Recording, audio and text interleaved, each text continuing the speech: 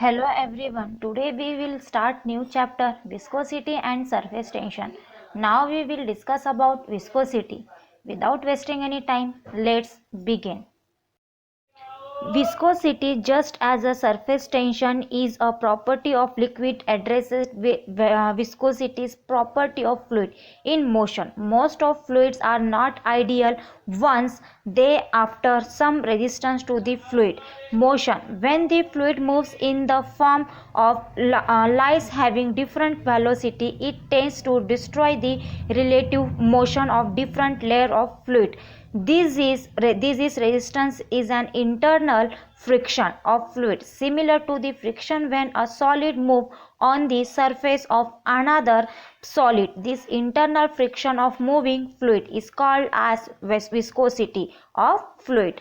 Thus, viscosity is a property of fluid, liquid or gas by virtue of which an internal frictional force comes into play when the fluid in motion. In the form of layers having relative motion, it opposes the relative motion of the different layers. Viscosity is also called as fluid friction. To understand viscosity of fluid, take a fluid that is liquid oil enclosed between two parallel glass plates as shown in the figure. Keep bottom plate fixed and move the top plate by applying some force with a constant velocity u relative to the fixed plate. Replace to oil with honey. We will note that a greater force is required to move the top plate with the same velocity.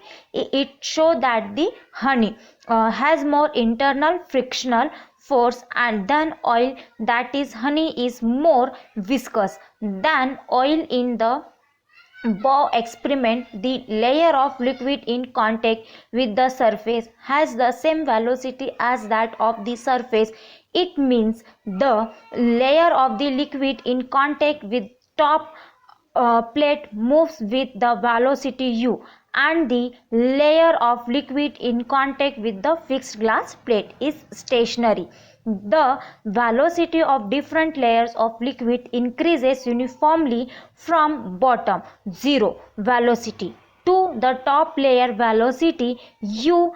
Every fast moving layer tends to pull forward its lower slow moving layer, and every slow moving layer tends to pull backward the upper fast moving layer. This produces a viscous force called as internal frictional force or viscosity between the two layers of the liquid, which tends to destroy the relative motion of the two layer of liquid. Therefore, to maintain the relative velocity between the two layer of liquid, flow a force F equal to the viscous force acting between these two layers is to be applied tangentially on the liquid layer. Let initially base D be the portion of liquid in between two parallel glass plate, and L